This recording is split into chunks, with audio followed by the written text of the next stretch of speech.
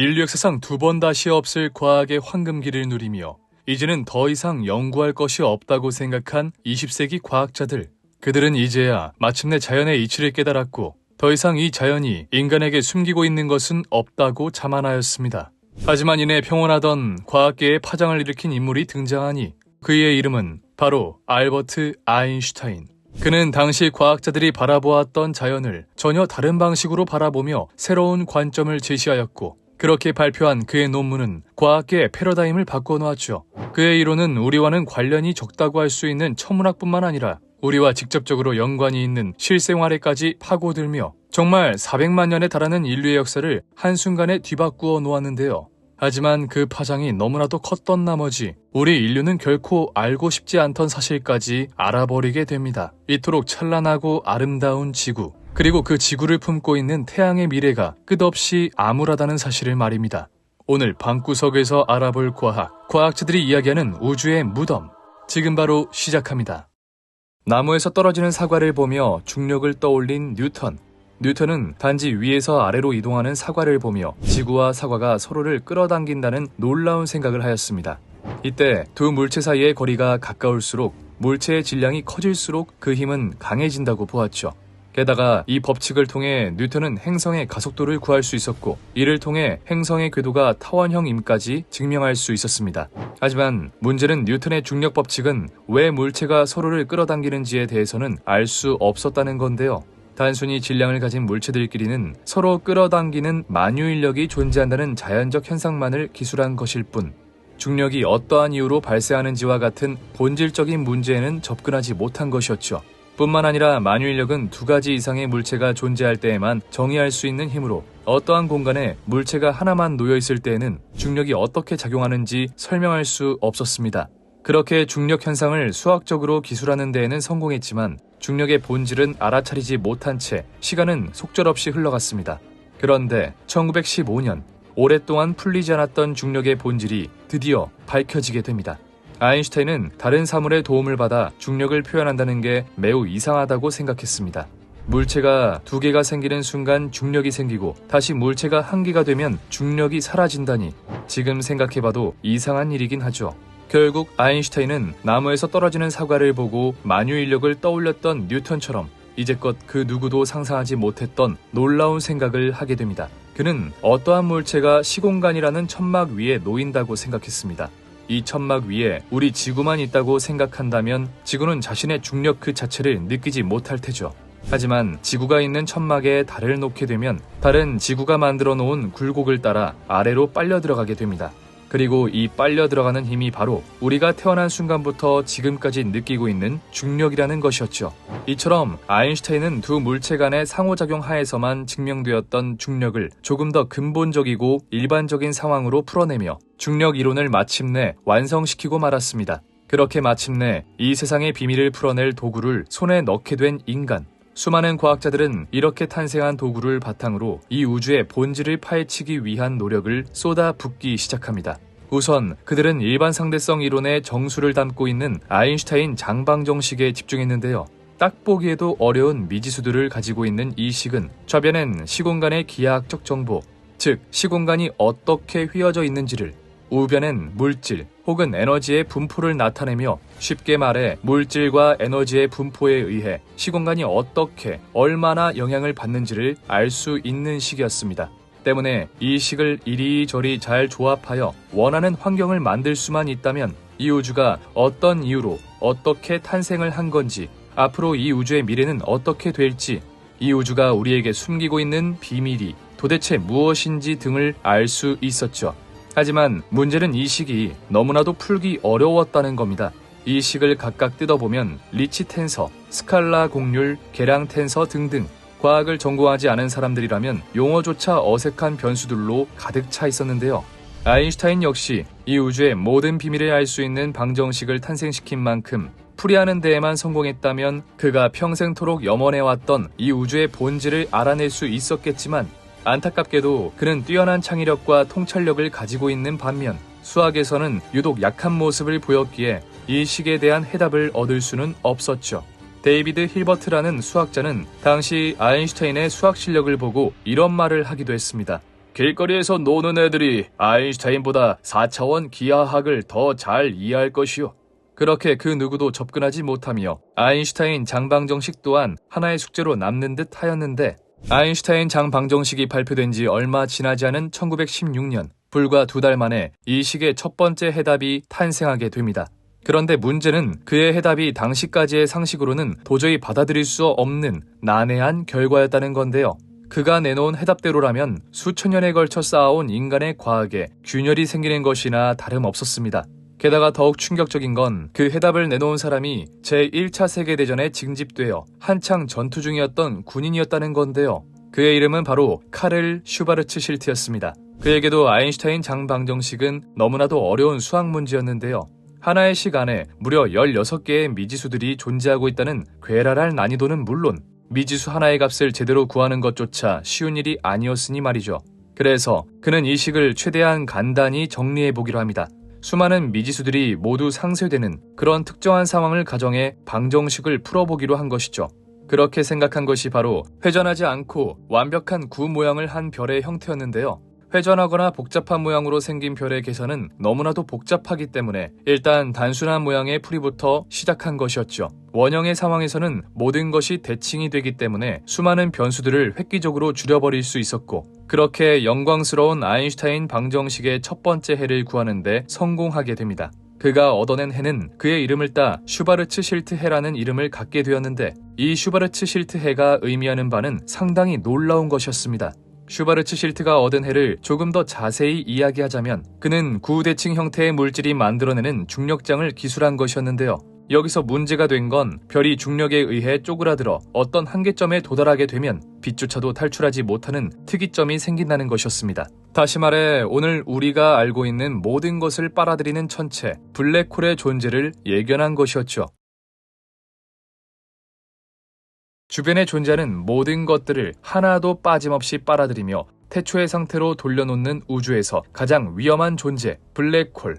블랙홀의 주변을 지나가는 물질들은 그것이 우주에서 가장 빠른 존재인 빛일지라도 블랙홀을 이겨낼 수는 없었는데요. 그렇다면 과연 이 어마무시한 존재인 블랙홀은 과연 왜, 그리고 어떻게 생겨나는 걸까요? 블랙홀은 보통 어마어마한 질량을 가지고 있는 항성에서부터 시작합니다. 항성은 막대한 질량을 가지고 있기 때문에 항상 천문학적인 압력으로 말 그대로 꽉 쥐어 짜지고 있는데요.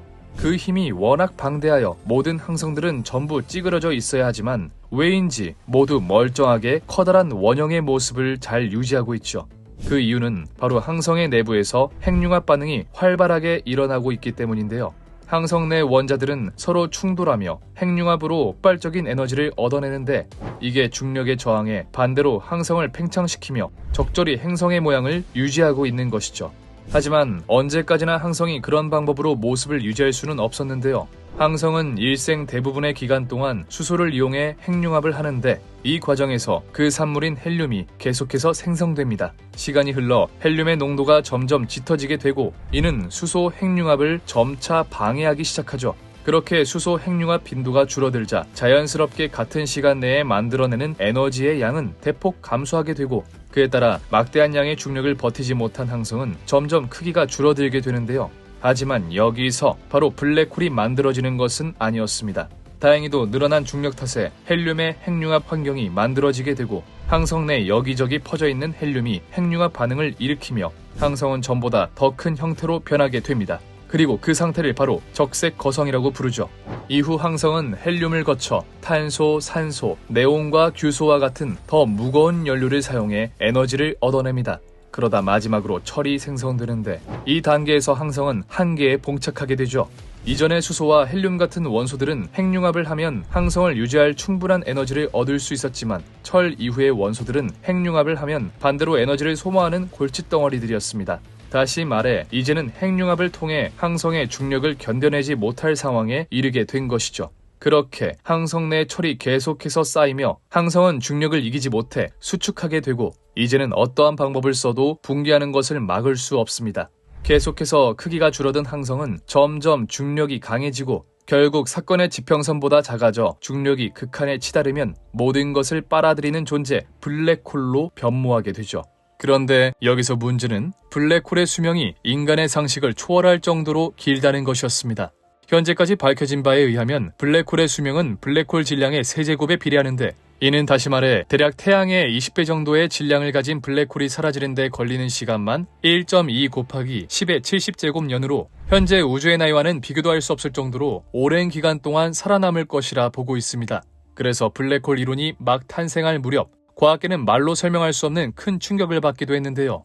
이 아름답고도 찬란한 우리 지구가 결국은 블랙홀이라는 무시무시한 천체에 빨려 들어가 갈기갈기 찢길 것이라니 생각만 해도 끔찍한 일이 맞았습니다. 게다가 이론상으로 그것이 불가능한 이야기도 아니었죠. 하지만 다행히 그 확률은 매우 적을 것으로 보입니다. 물론 100% 일어나지 않는다고 보장할 수는 없겠지만 높은 확률로 블랙홀에 빨려 들어가는 엔딩이 되지 않을 것으로 추측되고 있죠. 그렇다면 여기서 의문이 하나 생깁니다. 블랙홀의 안에는 도대체 무엇이 있길래 그렇게 오랫동안 생명을 유지할 수 있는 걸까요? 그러자 과학자들은 블랙홀 내부에 다른 것이 있는 것은 아닐까 생각하게 됩니다. 대부분의 사람들이 믿고 있는 우주의 시작 빅뱅, 우주 배경 복사, 퀘이사, 수소와 헬륨의 질량비 등 수많은 증거들이 빅뱅을 가리키고 있습니다. 하지만 이에 대해 일부 과학자들은 다른 의견을 제시합니다. 빅뱅이 일어나기 전에는 무한한 에너지를 가진 작은 점이 있었습니다. 그런데 이 작은 점의 정체는 무엇이고 또 왜 어떤 이유로 갑자기 생겨나게 된 것일까요? 블랙홀 우주론은 이런 생각에서부터 시작됩니다. 지금 보시는 공식은 블랙홀의 크기를 구하는 슈바르츠실트 반지름 공식입니다. 그가 아인슈타인 방정식으로부터 도출해낸 아주 위대한 식이죠. 이 공식에 원하는 별의 질량을 넣으면 해당 별이 블랙홀이 되었을 때 얼마만큼의 크기를 가진 블랙홀이 될지 예측할 수 있는데요. 블랙홀의 질량이 커지면 커질수록 사건의 지평선 크기, 즉 블랙홀의 크기가 커진다는 것을 직관적으로 알 수 있죠. 또 질량과 부피를 알 수 있기 때문에 우리는 해당 블랙홀의 평균 밀도 또한 구할 수 있습니다. 그렇다면 여기에 우리 우주 전체의 질량을 넣어보면 어떻게 될까요? 현재 우리가 예상하고 있는 우주의 총 질량은 3 곱하기 10의 52제곱킬로그램인데요. 이를 공식에 대입해보면 우리는 약 8.07 곱하기 10의 마이너스 29제곱그램 퍼 세제곱센티미터라는 우주 크기 블랙홀의 평균 밀도를 구할 수 있죠. 그리고 현재 알려진 우주의 평균 밀도는 약 9.6 곱하기 10의 마이너스 30제곱그램 퍼 세제곱센티미터입니다. 이는 다시 말해 우주의 평균 밀도와 우주의 크기의 질량을 가진 블랙홀의 평균 밀도가 비슷하다는 것을 이야기하고 있는데요. 물론 10배 이상 차이가 나긴 하지만 우리가 추측하고 있는 우주의 평균 밀도가 정확하지 않다는 것을 보면 이것이 과연 단순한 우연일까요? 이를 근거로 일부 과학자들은 우리가 블랙홀 속에 있는 우주 문명이라고 주장합니다. 물론 우리가 블랙홀 근처에 있다면 엄청난 중력 차이로 인해 몸이 갈기갈기 찢게 하는 게 아니냐고 하실 수도 있는데요. 하지만 실제 이런 질량과 평균 밀도를 가지고 있는 블랙홀이 있다면 이 블랙홀의 사건의 지평선 안쪽은 굉장히 평탄한 시공간을 가지고 있을 것이라고 합니다. 쉽게 말해 우리가 사건의 지평선 안에 있어도 우리의 생활에는 아무런 지장이 없을 것이라는 거죠. 우주의 평균 밀도와 우주의 크기 질량을 가진 블랙홀의 평균 밀도가 같다는 것은 굉장히 수상한 일이기는 합니다.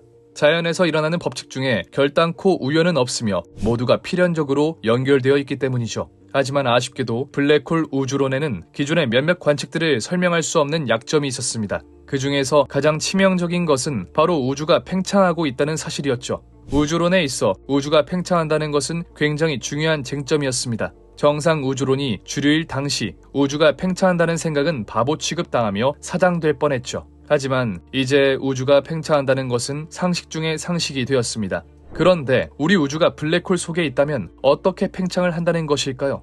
현재 우리 주변의 거의 모든 은하들은 우리에게서 멀어지고 있습니다. 그리고 이 속도는 거리가 멀면 멀수록 빨라지는데 이것이 그 유명한 허블 르메트르 법칙이죠. 만약 우주가 블랙홀 내부에 있다면 은하들이 멀어지는 속도와 거리에는 그 어떠한 상관관계도 존재하지 않아야 할 겁니다. 어차피 같은 중력을 받는 블랙홀에 위치해 있을 테니까요. 또한 프리드만이 구상한 우주의 표준 모형에도 문제가 있었습니다. 그는 우주의 밀도에 따라 우리 우주의 모양을 예측했는데요. 쉽게 말해 어떤 임계 밀도보다 우주의 밀도가 작으면 닫힌 우주가, 크면 열린 우주, 같으면 평탄한 우주가 된다고 설명했죠.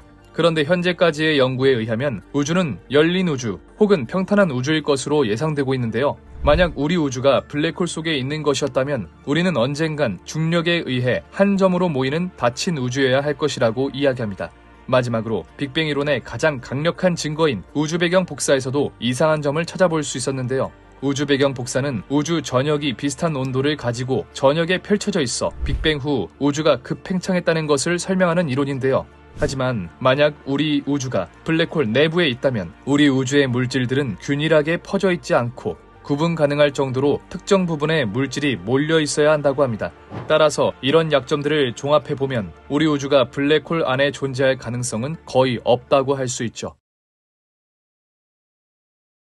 물론 블랙홀 우주론을 신봉하는 과학자들이 이런 약점을 모르고 있을 리 없었습니다. 때문에 이들은 이 단점들을 보완할 수 있는 추가 이론을 한 가지 제시했는데요. 우리가 살고 있는 우주는 3차원의 형태로 이루어져 있습니다. 그리고 3차원 우주에서 생겨난 블랙홀은 2차원으로 이루어진 사건의 지평선을 가지고 있죠. 그런데 만약 우리의 우주보다 한 단계 높은 4차원의 우주가 존재하고 있다면 어떻게 될까요? 다시 말해 우리가 살아가고 있는 우주는 사실 4차원에 존재하는 별의 잔해, 블랙홀 속에 있었다는 겁니다. 그 중에서도 사건의 지평선 바깥쪽에 위치하고 있어 블랙홀의 중력 영향을 크게 받지 않으며 동시에 이 우주가 시작된 지점, 즉 블랙홀의 특이점을 절대로 관측할 수가 없다는 것이었죠. 또한 블랙홀에서 방출된 물질들은 사건의 지평선을 둘러싸는 막을 형성하고 팽창한다고 하는데 이것이 우리가 목격하고 있는 우주 팽창의 이유라고 합니다.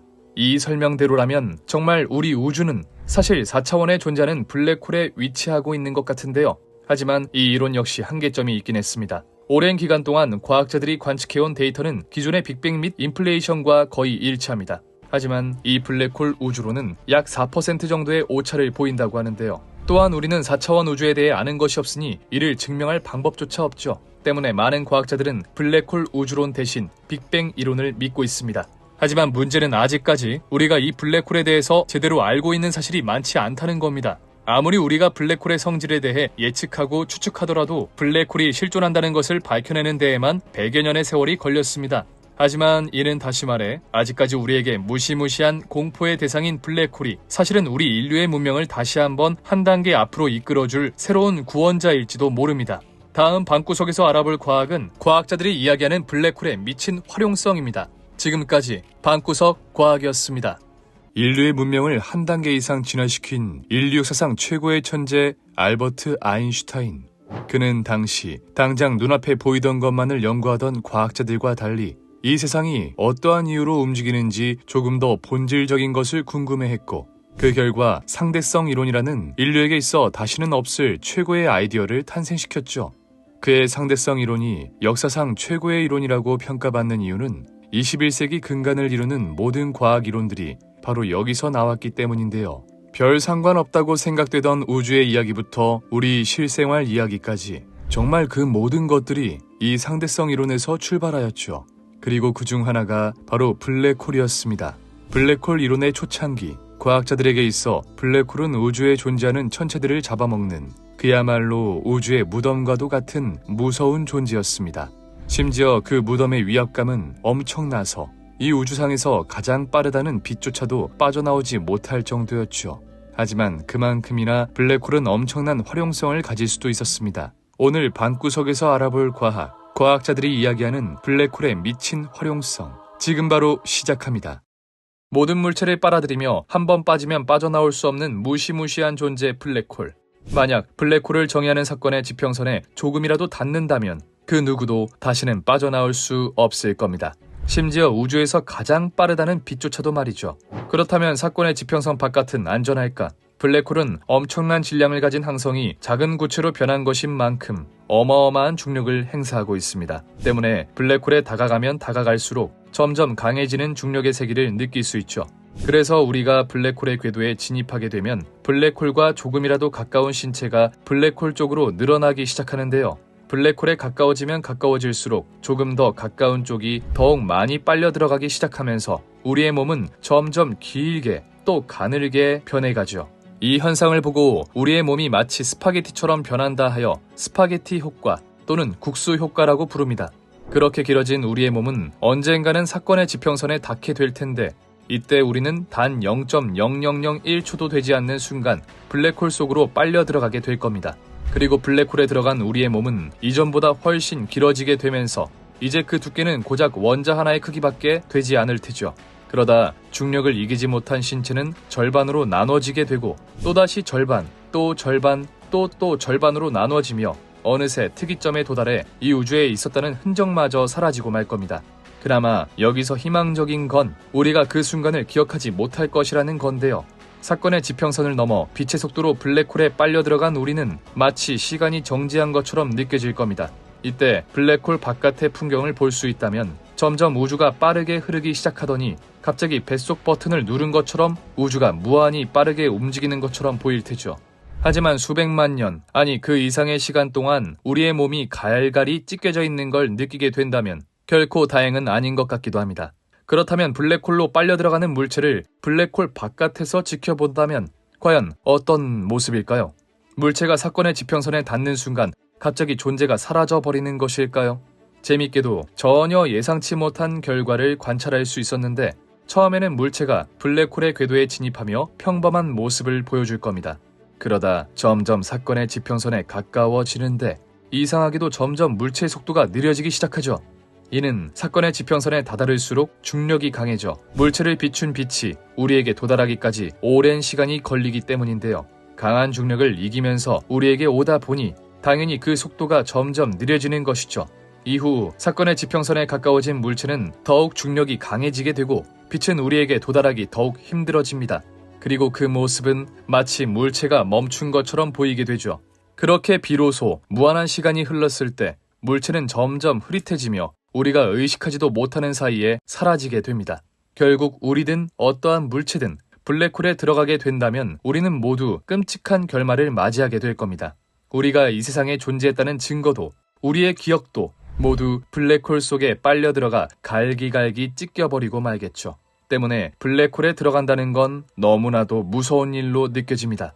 그런데 몇몇 과학자들은 블랙홀에 들어갈 수 있다면 꽤나 재미있는 일을 겪을 수 있을 것이라고 이야기합니다. 아인슈타인 방정식의 해를 풀어낸 슈바르츠 실트 해는 그 자체로 흥미로운 특징들을 가지고 있었습니다. 먼저 첫 번째, 아무것도 돌아올 수 없는 경계선이 블랙홀의 주위를 감싸고 있다. 다시 말해 블랙홀에는 빛조차도 빠져나올 수 없는 사건의 지평선이 있다는 말로 이 반경보다 더 가까이 접근하는 물체는 여지없이 블랙홀로 빨려 들어가 결코 탈출하지 못하게 된다는 이야기였죠. 사실 이는 너무나도 잘 알려져 있는 탓에 그리 신기하진 않지만 그 다음 특징이 매우 흥미로웠는데요. 슈바르츠 실트 반경 안으로 떨어지는 사람은 시공의 반대편 비친 거울 세계를 보게 될 것이다. 쉽게 말해 블랙홀에 의해 중력이 무한대에 가까워질 때쯤 우주에는 구멍이라고 부를 만한 것이 생기게 되는데 만약 그 구멍을 볼 수 있다면 그 구멍 속에는 우주의 반대편 모습이 보인다는 것이었습니다. 하지만 아인슈타인은 거울 우주는 어차피 소통이 불가능한 곳이기 때문에 이 특성들을 별로 신경 쓰지 않았죠.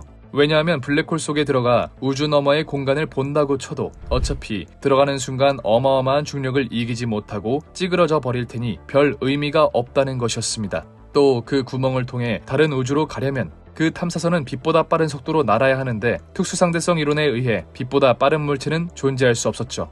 따라서 슈바르츠 실트해가 의미를 갖기 위해서는 이 거울 우주가 수학적으로 필요하긴 했지만 물리학적으로 절대 발견될 수 없었던 겁니다.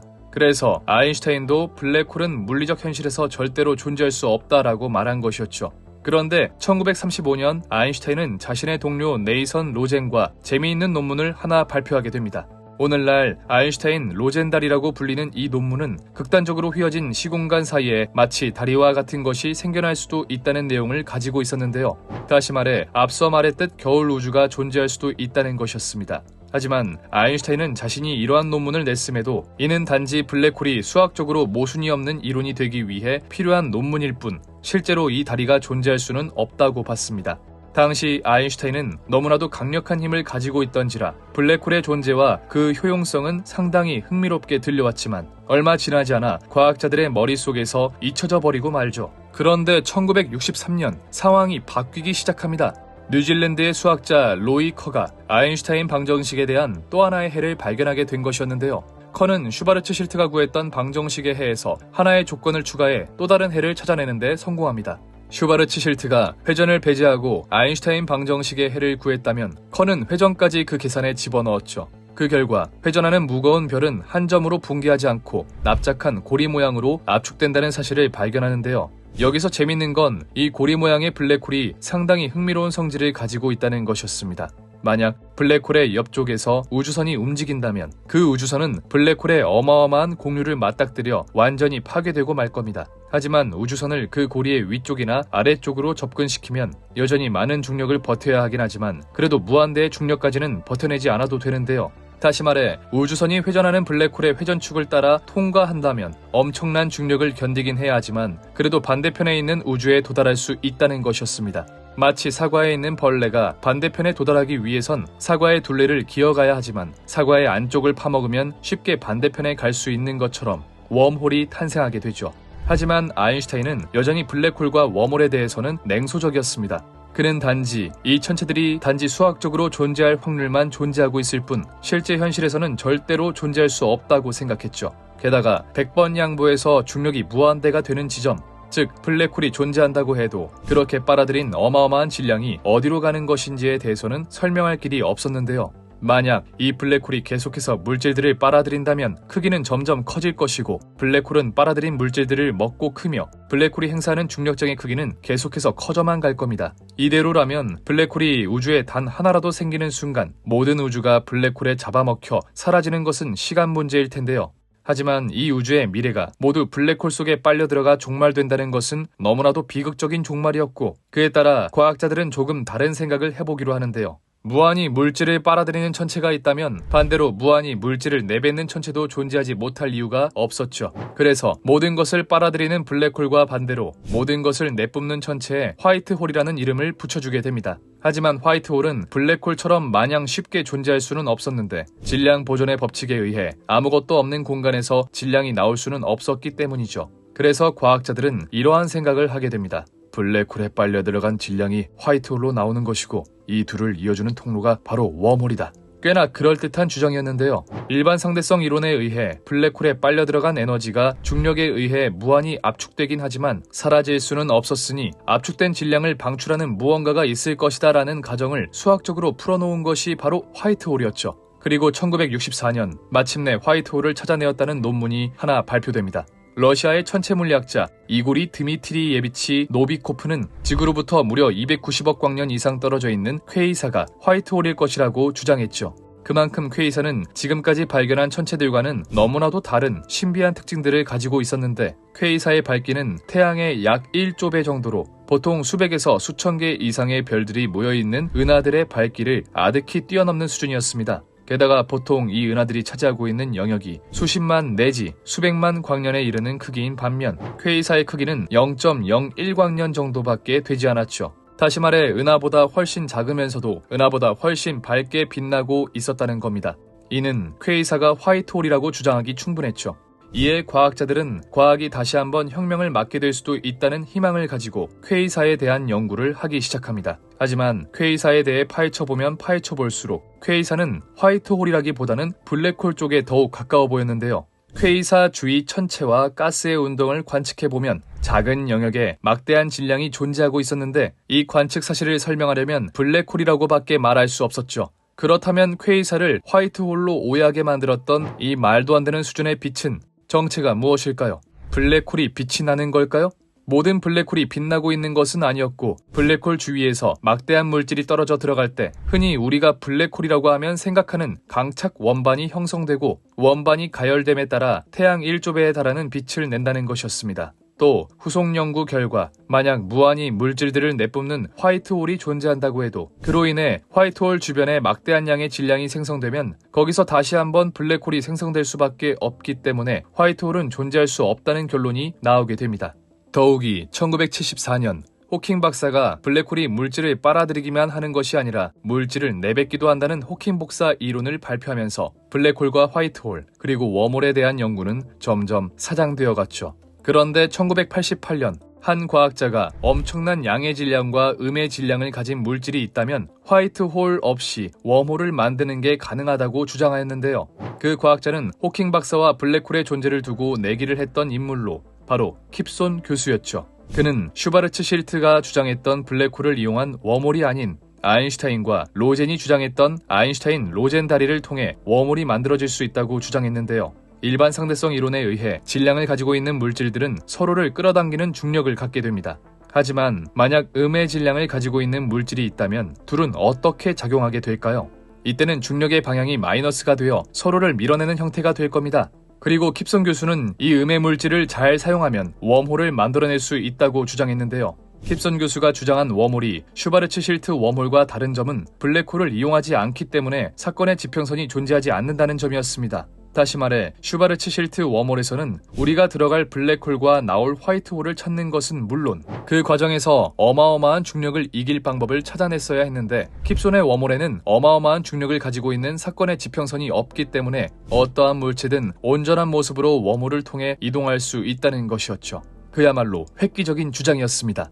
하지만 문제는 킵슨의 웜홀에서 가장 필요한 음의 물질이 아직까지는 발견되지 않았다는 것인데요. 실험적으로 음의 물질이 존재할 수 있다는 것은 확인이 되었으나 현재까지 연구에 따르면 음의 물질은 블랙홀 안에나 존재할 것으로 예상되고 있는데 만약 블랙홀 안에 존재하고 있다고 해도 그 안에 들어가 음의 물질을 가져올 방법은 없으니 아직까지 웜홀에 대한 연구는 지지부진한 상태입니다. 게다가 우리가 무슨 수를 써서든 이 음의 물질을 가지고 웜홀을 만든다고 하여도 웜홀은 치명적인 문제점을 가지고 있었는데요. 기본적으로 웜홀이 시공간을 극단적으로 휘게 해 그 사이에 웜홀이라는 통로를 뚫는 것인 만큼 웜홀은 극도로 불안정한 상태로 간신히 유지되고 있을 겁니다. 때문에 만약 웜홀이 자연상에 실제로 존재하고 있다고 해도 그 크기는 약 10의 마이너스 33제곱센티미터 정도로 매우 작을 가능성이 높다고 하죠. 이 이야기는 우리가 킵슨 교수의 이론처럼 웜홀을 만든다고 하여도 그 웜홀을 사람이나 물체가 통과할 수 있도록 유지하는데 천문학적인 에너지가 들어갈 수도 있다는 것이었습니다. 하지만 웜홀이 그렇게 허황된 이론만은 아니었는데요. 얼마 전 과학자들이 구글의 양자 컴퓨터를 실험하는 과정에서 작은 웜홀을 구현하는 데 성공하였고 이는 세계적인 학술지 네이처에 게재되기도 하였죠. 다시 말해 웜홀을 구현하는 것은 매우 힘든 일이기는 하지만 아예 불가능한 것은 아니라는 이야기인데요. 그래서 만약 이 웜홀을 구현할 수만 있다면 우리가 블랙홀 안에 들어가 다시 빠져나오는 것은 문제도 아닐 것이며 오히려 블랙홀 속으로 들어가고 싶어 안달이 나게 되겠죠. 그리고 우리는 마침내 우리가 그토록 궁금해했던 우주의 비밀을, 우리가 이 세상에 태어난 비밀을 풀 수 있게 될 겁니다. 하지만 사실 블랙홀 속에 들어가지 않아도 블랙홀의 존재 그 자체만으로도 우리는 많은 것을 알 수 있었는데요.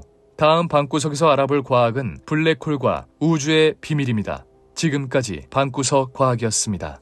아인슈타인의 일반 그리고 특수상대성 이론은 우주의 어떠한 현상을 설명하는 다른 논문들과 달리 우주의 근반을 이루는 모든 것을 다뤘던 만큼 현대 과학계에 커다란 영향을 끼쳤고 그에 따라 정상우주론, 빅뱅 이론, 블랙홀 이론, 웜홀 등등 직전 시기와는 비교도 안 될 정도로 놀라운 논문들과 아이디어들이 쏟아졌죠. 이때 나왔던 생각들은 너무나도 혁신적이었던 나머지 100년이 지난 지금까지도 연구 대상이며 앞으로 해결될 수 있을지조차 알 수 없는 것들이 많은데요. 그 중에는 시간이 흐름에 따라 평가가 180도 바뀌어버린 재미있는 생각도 있었으니 바로 블랙홀이었습니다. 처음 블랙홀 이론이 제시되었을 당시만 해도 뜬구름 잡는 소리라며 과학계에 종사하는 모든 학자들에게 욕을 먹었지만 시간이 지나 블랙홀이 우주의 비밀을 풀 열쇠가 되기도 하였고 또 어떤 때는 블랙홀이 이 세상을 집어먹는 것이라는 무시무시한 이론이 나오기까지 합니다.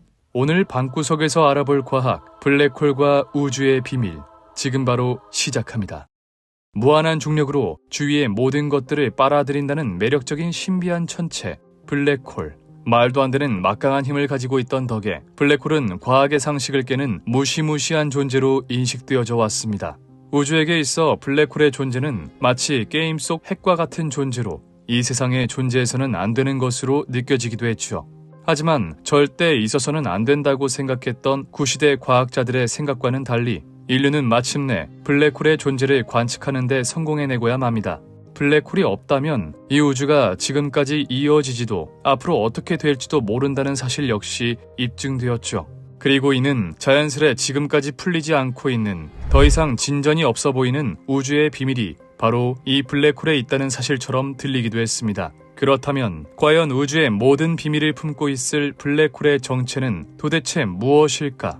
일단 과학자들은 블랙홀 그 자체, 이 블랙홀 안에 무엇이 들어있는지 집중해보기로 합니다. 그렇다면 일단 이 무시무시한 존재의 블랙홀은 과연 어떻게, 어떤 이유로 생겨나는 것일까요? 블랙홀은 보통 어마어마한 질량을 가지고 있는 항성에서부터 시작합니다. 항성은 막대한 질량을 가지고 있기 때문에 항상 천문학적인 압력으로 말 그대로 꽉 쥐어 짜지고 있는데요. 그 힘이 워낙 방대하여 모든 항성들은 전부 찌그러져 있어야 하지만 왜인지 모두 멀쩡하게 커다란 원형의 모습을 잘 유지하고 있죠. 그 이유는 바로 항성의 내부에서 핵융합 반응이 활발하게 일어나고 있기 때문입니다. 항성 내 원자들은 서로 충돌하며 핵융합으로 폭발적인 에너지를 얻어내는데 이게 중력에 저항해 반대로 항성을 팽창시키며 적절히 행성의 모양을 유지하고 있는 것이죠. 하지만 언제까지나 항성이 그런 방법으로 모습을 유지할 수는 없었습니다. 항성은 일생 대부분의 기간 동안 수소를 이용해 핵융합을 하는데 이 과정에서 그 산물인 헬륨이 계속해서 생성됩니다. 시간이 흘러 헬륨의 농도가 점점 짙어지게 되고 이는 수소 핵융합을 점차 방해하기 시작하죠. 그리고 수소 핵융합 빈도가 줄어들자 막대한 양의 중력을 버티지 못한 항성은 결국 크기가 줄어들게 됩니다. 그러나 다행히도 늘어난 중력 탓에 헬륨의 핵융합 환경이 만들어지게 되고 항성 내 여기저기 퍼져 있는 헬륨이 핵융합 반응을 일으키며 항성은 전보다 더 큰 형태로 변하게 됩니다. 그리고 그 상태를 바로 적색 거성이라고 부르죠. 이때 태양 정도의 질량을 가진 항성들은 헬륨을 핵융합할 충분한 압력과 온도를 만들어내지 못해 이 단계를 마지막으로 백색 외성이 되어 생을 마감합니다. 반면 그 외의 항성은 헬륨을 거쳐 탄소, 산소, 네온과 규소와 같은 더 무거운 연료를 사용해 에너지를 얻어냅니다. 그러다 마지막으로 철이 생성되는데 이 단계에서 항성은 한계에 봉착하게 되죠. 이전의 수소와 헬륨 같은 원소들은 핵융합을 하면 항성을 유지할 충분한 에너지를 얻을 수 있었지만 철 이후의 원소들은 핵융합을 하면 반대로 에너지를 소모하는 골칫덩어리들이었습니다. 다시 말해 이제는 핵융합을 통해 항성의 중력을 견뎌내지 못할 상황에 이르게 된 것이죠. 그렇게 항성 내 철이 계속해서 쌓이며 항성은 중력을 이기지 못해 수축하게 되고 이제는 어떠한 방법을 써도 붕괴하는 것을 막을 수 없습니다. 계속해서 크기가 줄어든 항성은 점점 중력이 강해지고 결국 사건의 지평선보다 작아져 중력이 극한에 치달으면 모든 것을 빨아들이는 존재, 블랙홀로 변모하게 되죠. 블랙홀이 되기 전까지 항성의 내부에서는 수소부터 철까지 핵융합을 한 원소들이 들어있었습니다. 그렇다면 블랙홀이 된 이후에는 안에 무엇이 들어있었을까요? 모든 것을 빨아들이는 기이한 천체가 있다면 모든 것을 내뱉는 천체가 있어야 하는 것이 인지상정 때문에 과학자들은 블랙홀과 정반대 개념인 화이트홀이 존재할 것이라고 예상했습니다. 그리고 모든 것을 빨아들이는 블랙홀 속에 들어가게 되면 일련의 과정을 거쳐 모든 것을 내뱉는 화이트홀로 나오게 되고 이를 바로 웜홀이라고 불렀죠. 하지만 호킹 박사가 블랙홀은 항상 빨아들이기만 하는 것이 아니라 동시에 호킹 복사를 내뱉고 있다는 사실을 밝혀내며 화이트홀에 대한 개념은 사라지게 됩니다. 그러나 그렇다고 해서 웜홀이라는 개념 자체가 무너진 것은 아니었습니다. 1988년 노벨 물리학상을 수상한 물리학자 킵소는 시공간의 웜홀과 항성 간 여행에서의 유용성이라는 논문에서 엄청난 양의 질량과 음의 질량을 가진 물질이 있으면 화이트홀 없이 웜홀을 만드는 게 가능하다고 주장했죠. 때문에 몇몇 사람들은 현재 블랙홀 내부에 들어가게 되면 그 내부 안에 무엇이 있는지는 중요하지 않고 언제 어디로든 이동할 수 있는 웜홀이 있다고 생각하고 있는데요. 하지만 안타깝게도 아직까지 우리는 웜홀의 그림자조차 찾지 못했으며 그것이 실현 가능한 것인지조차 알 수 없습니다. 그러자 과학자들은 블랙홀 내부에 다른 것이 있는 것은 아닐까 생각하게 되는데요. 대부분의 과학자들이 믿고 있는 우주의 시작, 빅뱅, 우주 배경 복사, 퀘이사, 수소와 헬륨의 질량비 등 많은 증거들이 빅뱅이 옳다는 것을 이야기하고 있죠. 하지만 일부 과학자들은 우리 우주가 빅뱅을 통해 태어난 것이 아니라고 하는데요. 그들의 주장하는 바에 따르면 우리의 우주는 우리보다 한 차원 높은 4차원 우주 속 블랙홀에 존재하고 있다는 겁니다. 아인슈타인의 일반 상대성 이론에서 처음으로 블랙홀의 존재를 예측한 슈바르츠 실트는 질량을 통해 블랙홀의 크기를 계산하는 슈바르츠 실트 반지름 공식을 탄생시켰습니다. 이 공식이면 질량을 가진 별이 블랙홀이 되려면 얼마나 압축되어야 하는지 혹은 어느 정도의 질량을 가진 별이 블랙홀이 되면 그 크기가 얼마가 될지 예상할 수 있죠. 그리고 이 식에 지금까지 우리가 측정한 데이터를 바탕으로 얻어낸 우주의 총 질량을 넣으면 우리 우주만한 블랙홀의 크기를 예상할 수 있는데요. 그리고 여기서 얻은 크기의 질량, 부피를 바탕으로 평균 밀도를 구해보면 놀랍게도 우리가 현재 추측하고 있는 우주의 평균 밀도와 오차가 그리 크게 나지 않는다는 겁니다. 따라서 블랙홀 우주론을 주장하는 과학자들은 사실 블랙홀 안에는 한 단계 차원이 낮은 우주가 들어있다고 주장하는데요. 하지만 이 이론에는 안타깝게도 한계점이 존재하고 있습니다. 오랜 기간 동안 과학자들이 관측해온 데이터는 기존의 빅뱅 및 인플레이션과 거의 일치합니다. 하지만 이 블랙홀 우주론은 약 4% 정도의 오차를 보인다고 하는데요. 또한 우리는 4차원 우주에 대해 아는 것이 없으니 이를 증명할 방법조차 없죠. 때문에 많은 과학자들은 블랙홀 우주론 대신 빅뱅 이론을 믿고 있습니다. 2022년 4월 10일 인류 역사 최초로 지구에서 약 5,500만 광년 떨어져 있는 M87 은하의 블랙홀을 포착하는 데 성공한 EHT팀. 블랙홀의 존재를 입증해냈다는 사실만이 중요한 건 아니었습니다. 연구진들은 M87의 존재하는 블랙홀을 관측하기 위해 무려 5페타바이트, 우리가 흔히 사용하는 1테라 하드디스크 5만 개 분량이죠. 여기서 중요한 건 이 데이터들이 굉장한 연구 가치를 가지고 있다는 것인데요. 그 결과 우리는 지금까지 이론적으로만 추정해오던 블랙홀의 질량을 보다 정확하게 유추할 수 있게 되었습니다. 그렇게 추정한 M87 블랙홀의 질량은 무려 태양 질량의 65억 배에 달할 정도로 무거웠는데요. 문제는 이 질량이 우리가 이론적으로 예측한 블랙홀의 무게와 너무나도 많이 차이가 났다는 겁니다. 보통 은하 중심의 블랙홀이 무겁고 중력이 강할수록 주변에 붙잡힌 은하 속 별들은 빠른 속도로 궤도를 돌게 됩니다. 그리고 우리는 수십 년간의 데이터를 통해 별들의 속도로 블랙홀의 질량을 계산할 수 있었죠. 그렇게 이론대로라면 M87 블랙홀의 질량은 45억 태양 질량쯤 됐어야 하는데요. 하지만 실제 관측을 통해 측정한 값은 무려 65억 태양 질량, 오차만 20억 태양 질량에 달하는 것이었죠. 물론 이 오차를 단순한 계산 실수, 관측 오류 정도로 치부할 수도 있겠지만 그렇다고 하기엔 그 오차가 너무나도 컸습니다. 그리고 시간이 흘러 2022년 4월 8일 이런 오차에 대한 대답을 하는 충격적인 논문이 하나 발표되는데요. 그에 따르면 블랙홀이 암흑물질을 먹어치우며 성장하였고 그 양이 이론값과의 오차 20억 태양 질량이라는 것이었죠.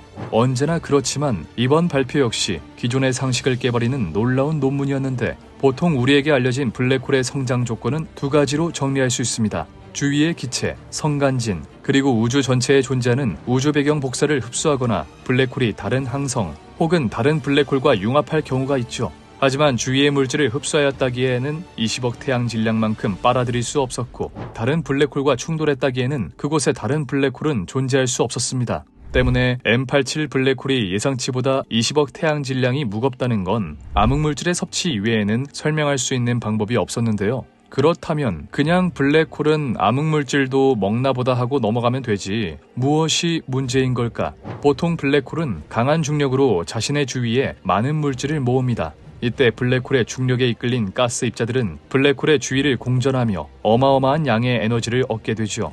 그리고 우리는 이 물질들의 집합을 바로 강착 원반이라고 부릅니다. 그렇게 강착 원반 속 물질들은 엄청나게 높은 밀도와 에너지로 궤도를 돌며 서로 수없이 충돌하게 되는데요. 그 과정에서 마치 큐대로 당구공을 칠 때 친 공은 멈추지만 맞은 공은 이리저리 움직이는 것처럼 물질들 역시 둘 중 하나는 에너지를 잃어 속도가 감소하게 되고 나머지 하나는 에너지를 얻어 더욱 빠르게 움직이게 되죠. 그리고 이때 에너지를 잃어 속도가 느려진 물질은 더 이상 블랙홀의 궤도를 돌 정도로 속도가 충분히 빠르지 않아 서서히 블랙홀 속으로 빨려 들어가게 되는 것이었습니다.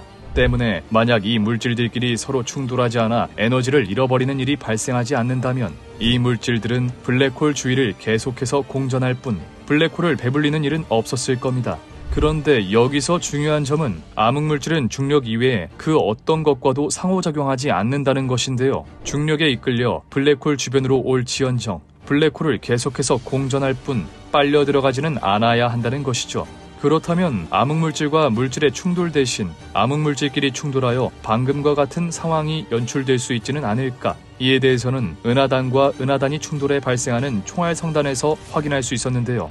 두 은하단의 충돌 당시 대부분의 물질들은 서로 충돌을 하여 충돌의 중심부에 머물러 있는 반면 암흑물질은 마치 서로를 무시하듯 지나쳐 양쪽 끝단에 위치하고 있었죠. 이를 미루어 보았을 때 암흑물질은 서로 충돌하지 않는, 다시 말해 서로 부딪히더라도 신경 하나 쓰지 않고 지나가는 존재로 생각되어져 왔습니다. 때문에 아무리 암흑물질이 블랙홀의 중력에 영향을 받아 블랙홀의 주위로 올지언정 서로 충돌한다 해도 에너지 손실이 없기 때문에 블랙홀 주변을 공전할 뿐 먹히지는 않아야 했죠. 그런데 실제 M87 속 블랙홀을 관측하였을 때 그 속에 암흑물질이 있는 것이 아니고서야 설명이 되지 않는 그의 질량은 천문학자들의 머리를 싸매게 만들었습니다. 만약 이것이 사실이라면 우리가 지금까지 믿어왔던 암흑물질의 성질은 전면 수정해야 하며 도대체 어떻게 이 둘이 충돌할 수 있었는지 알아내는 탐구를 시작해야겠죠.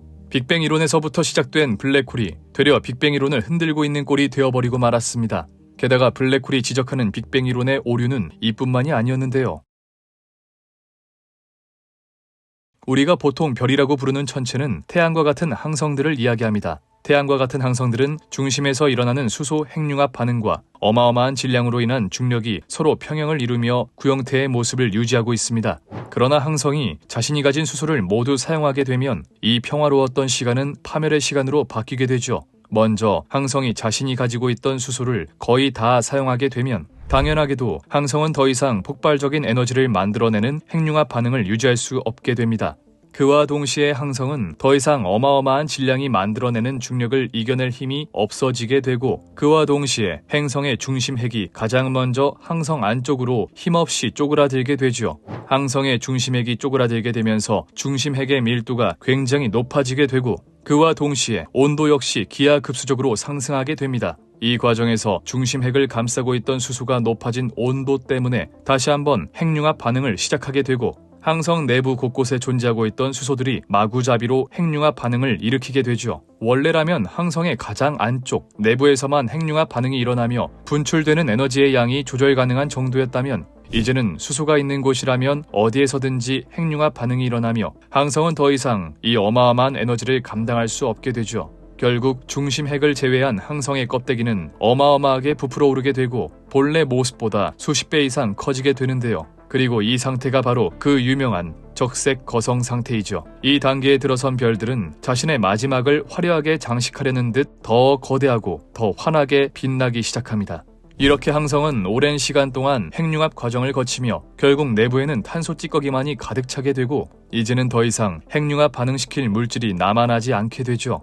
이후 이미 너무나도 거대해버린 이 구체의 모습을 감당하지 못한 중심핵은 조금씩 수축하게 되고 이런 일이 반복되다가 결국엔 껍데기 부분이 계속해서 팽창해 어느샌가 우주공간 곳곳으로 퍼지게 되죠.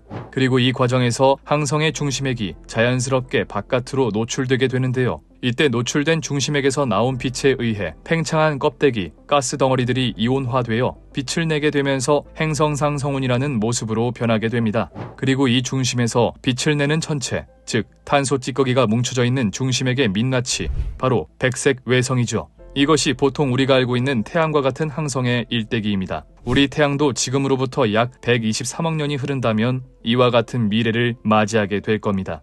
하지만 이 자체로는 빅뱅을 위협할 만한 딱히 위협적인 사실은 없었는데요. 그런데 왜 이 백색 외성이 빅뱅 이론을 부정할 만한 단서가 된다는 것일까? 그 단서는 바로 백색 외성의 질량에 있었습니다. 사실 천체에 있어 질량이란 자신의 수명을 결정하는 매우 중요한 이야기였습니다. 보통 질량이 크면 오랜 기간 생활할 수 있을 것 같지만 항성의 경우 질량이 크면 클수록 자신이 사용할 수 있는 핵융합의 재료, 수소가 많으면 많을수록 수명이 굉장히 짧아지게 됩니다. 왜냐하면 질량이 큰 만큼 중력도 강해지게 되고 이 중력에 의해 중심핵이 크게 밀집되는 것은 물론 어마어마한 양의 핵융합 에너지를 방출해야만 그 질량을 유지할 수 있기 때문이죠. 그래서 태양이 약 170억 년 정도 살 것이라고 예상하는 반면 태양 질량의 3배쯤 되는 별은 고작 6억 4,150만 년, 만약 10배 정도 되는 별이라면 고작 3,162만 년밖에 살지 못한다고 이야기하죠. 하지만 반대로 태양 질량보다 아주 조금 작은 별의 경우 약 175억 년이나 자신의 모습을 유지할 수 있다고 합니다. 그리고 바로 이 점에서 이번에 발견된 백색 외성이 빅뱅 이론을 위협한다는 것이었는데요. 이 백색 외성들은 대부분 태양 질량의 약 0.14에서 0.184배에 이르는, 즉 20% 정도도 미치지 않는 매우 작은 질량을 가지고 있었고 우리는 보통 이들을 극저질량 백색 외성이라고 부르지요. 문제는 이들의 수명을 역으로 계산해보면 약 1551억 년부터 많게는 약 5500억 년이라는 것이었습니다. 다시 말해 우리 우주의 나이는 이제 고작 약 138억 살인데 이 백색 외성이 존재하려면 적어도 1551억 년이 필요하다는 것이었죠. 그렇다면 결국 기어이 우리 빅뱅 이론은 틀리고 만 것일까요? 다행히도 과학자들은 이에 대한 해답을 내놓았습니다. 그 단서는 바로 이 극저질량 백색 외성이 자신과 비슷한 질량을 가진 항성과 함께 공전하는 이른바 단주기 쌍성계이기 때문이라는 것입니다. 단주기 쌍성계는 아주 가까운 거리에서 서로를 공전하는데 이 두 항성이 가까워질 때마다 질량이 더 큰 항성이 더 작은 항성의 질량을 흡수하는 일이 벌어진다고 하는데요. 이 때문에 현재 문제가 되고 있는 극저질량 백색 외성 역시 현재까지는 관측하지 못한 항성에게 질량을 빼앗기게 되면서 평범한 백색 외성에서 극저질량 백색 외성이 되었다는 것이었습니다.